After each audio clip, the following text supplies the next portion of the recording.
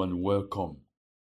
In this video, we'll be learning how to use Make.com for automations of different sorts.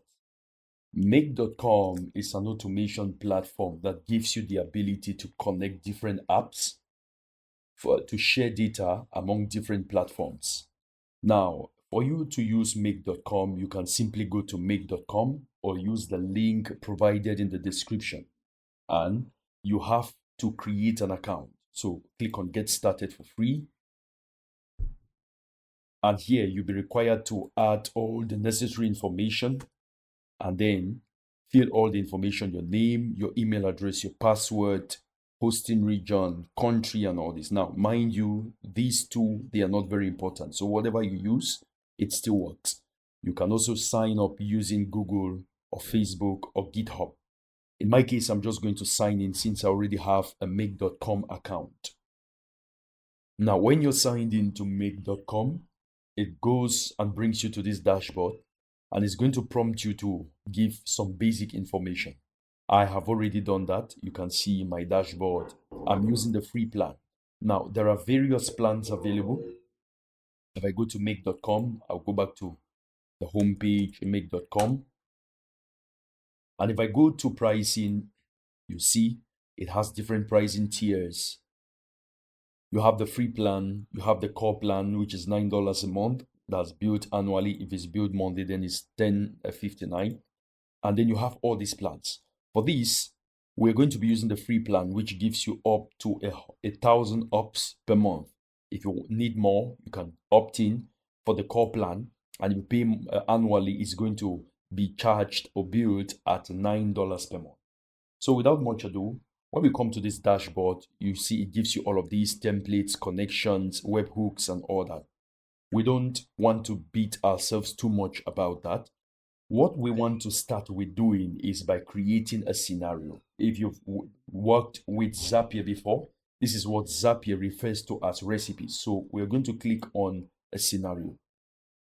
Now, a scenario is simply telling Make.com that when this action happens, that should happen.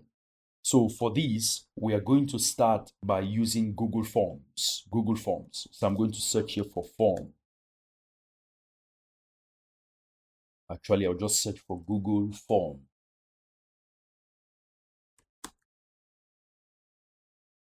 Google Forms.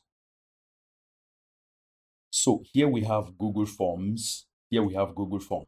You see, get a form, search form, create form, and there is more. If I click on show more, these are all the scenarios related to Google Forms.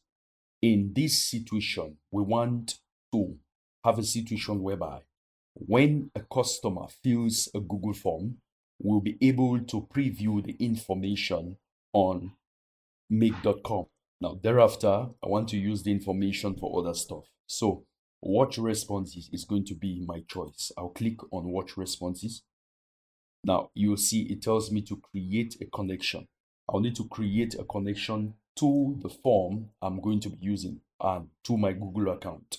So I'm going to click on create connection, and it's going to prompt me to sign in.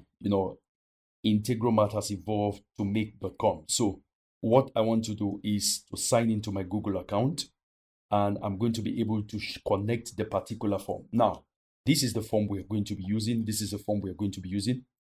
I want to name it Test Google Form. I want to copy this and I want to come here, and it's going to be named Test Google Form. I just want to reload that, and it's on this particular account.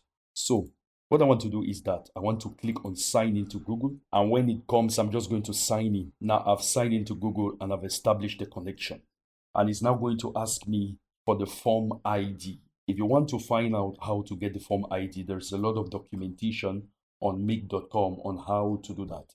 So when you give authorization for Make.com to access your Google account, is going to send you an email saying that you've given that authorization. So for this form, here is going to be the ID.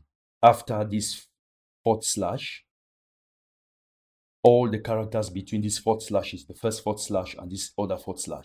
I'm going to copy that and I'm going to add it here. Now you must do that.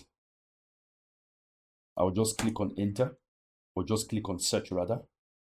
Document title, I can see test Google form. I'll click to search that, and it's going to search. Now, alternatively, we see this field that says limit. Take for example, if you have 100 form submissions, how many of them do you want to parse through this scenario? In my case, I'm just going to say 2. I can increase it to 3 because it's just for testing purposes. So I will now click on OK, and it's going to say choose where to start. You can see since specific date, or we can just say from now on. I'll click on from now on. So we have a scenario already created. Now what we can do is to go next and add the next information which we want to do, which is to pass information from these Google Forms to another platform. Now, don't forget to save your information, your scenario. You see, we have some buttons under here. Just click on save, and it says the scenario was saved. Now, if I now click on the left-hand side and go to scenarios, you see we have just this scenario. But the question is, and so what? So we have this scenario, so what? Are we just watching the Google data, the data inputted on the Google Forms? What do we do with it? That's where our next step comes in. We need to create a new scenario. Click on create a new scenario. But before then, it's important that we check how well this scenario works. So I'll go back to my scenario, and then I'll come back to Google Forms integration or Google integration forms. Now we have this here. Now just click on this scenario. What we want to do is that we want to submit some information here. Let's just see description. I want to take this to another level. I'll see here first name. I'll just submit some information. Actually, let me preview this so that it's not on the editable screen. You know what? I want to fill this form. Let's just see. John Blaze. I'm going to put the email. I've gone ahead and filled this form, and I'm just going to submit it now. And now if I come to make.com and I run this, you see it shows me Google Forms, and it gives me this information showing that it's indicated, it's identified some new form submission. Now you can see here, it says 1 because we gave it 3 operations for this particular scenario. And that's for this particular scenario, yes. And it's already consumed 1. So with the free option, you get 1,000, which you can use to test as much as you want. But if you want more, you can go for more. So this is what make.com shows us. It shows us in initialization, operation, commit, finalization. So it has identified a new form submission. So when I click the drop down on operations, you see it shows me all the information which was imputed on the form. These are the answers. You see first name, last name, level of education, tell us a little bit more, email address, upload your picture, what do you want, first name and address and everything. So this is the information, and you see data size 1.1 KB. This is the information which we can use to push to the next platform which we want to use. So if I should go ahead and close that. Now, the next platform we want to use, you can either just simply right click and click on add a module, or better still, just click on add a module. And you see right off the bat, we are given a ton load of other platforms we can use. We can integrate this with Stripe, Salesforce, MailChimp for, adding them to our mailing list, Google Slides, JSON to video, and all that, Instagram, MySQL, Placid. I don't have any idea what some of these are. But what I want to do rather is I want to use Google Sheets. I'm going to click on Google Sheets. and it's going to give me these options under Google Sheets. Quite a number of them. There are quite a number of things. You can even make an API call, delete conditional form row, clear value from a range. I want to click on add a row, add a row.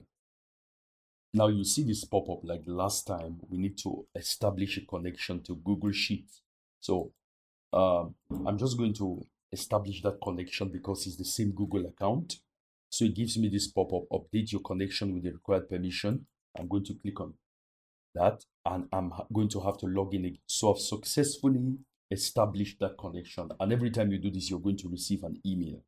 And I want to search, maybe manually search by path, search from, or we want to search for the particular Google spreadsheet form which we are going to be using. I'll just leave it to select by path, and then it's in my drive. Now this is the sheet I want to use. It's called test Google Sheet. So if I come back here, here, I'm going to click and it's going to show me all the files in my drive. And I want to look for test Google Sheet. I have quite a number of them here. And here it is, test Google Sheet. Okay, that's it. Test Google Sheet. Yes. So when I click on that, I already have this form created, and it asks me for sheet name. It has just one sheet, so it's going to be sheet 1. You see here it has just one sheet, which is sheet 1. And then it says contains headers. Now it's asking me if my sheet has headers. I'm going to say yes, because these are the headers here. Now, this is a very, very basic Google spreadsheet, which I created just to handle the information which is going to be passed on from this Google form. I can close some of these. So what we are doing here is that we are going to be passing the information from the Google Forms. And if you look at the Google Form, you can see email. We have email here. Let's start from the beginning. Let's go to questions. You see first name. We have first name here. Can I close these and bring this the other way? Last name. We also have last name here. Email address. We have those, email address. And then level of education and what do you rent. We have those, level of education, what do you rent. And then available dates. So available dates, that's the heading here. Unfortunately, it's not showing well, but that's what we have here, available date. So if I should just make this available, I'll copy it from here, paste it here, paste, and go to enter. So that's our form, and these are the same headings we have here. Back on make.com, you can see we have the same thing here. First name, last name, email address. Now, for now, I'll close this. Email address, level of education, what do you rent, available day. So it's identifying every field, every header we have here. Now, we want to connect this to what responses we got on make.com. Now, what we need to do is to map all of these. So I'll simply click on first name, and then you see it gives me this first name field here. I'm going to click on that. I'm going to click on text answer, and then I'm going to click on answer, and then I'm going to click on value, and you see it appears on this field. Last name, I'm going to do the same thing. Click on last name. I'll click on text answer, click on answers, and then click on value. Now you see if I try to click any of these other things, it's going to give me an error. Email address, I'm going to do the same. Text answer, answers, and value. And then address, the same thing. Answers, text answers, value. Because I want to get the exact information. Level of education, text area, answers. And that, what do you rent? I'm going to click on that. Answers. And then available dates. available day. This is the available day text area, and then I'm going to click on that. Actually, I don't know, I didn't even want the available day, but this should be it. Answers text area value. I'll remove this. I'll remove this from here. I don't need that. I just need the basic answers. I will remove that. So if I come back to make.com, I don't need this particular one. Available date. I'm just going to remove that. I'll click on that. I'll just click on OK. So it shows me that this is the second operation I'm running. Now, if I go to Google Forms, if I go back to Google Forms, and I want to clear all these responses from here, vision responses, I want to clear all of these, and I want to start afresh. Now, I want to fill this form. I want to see first name is Astra. I'll just fill the form. Having filled all the information, I'll just submit it. And when it shows me that it's submitted, okay, it shows me your response has been submitted. Now, we see our form here. It's actually blank, but I'm going to go to make, and I want to run this. I'll run that, and it shows me it's been run. If I come now to Google Forms, you can see all the information has been filled here, which means our form is actually working very well. If I should spread this out a little bit.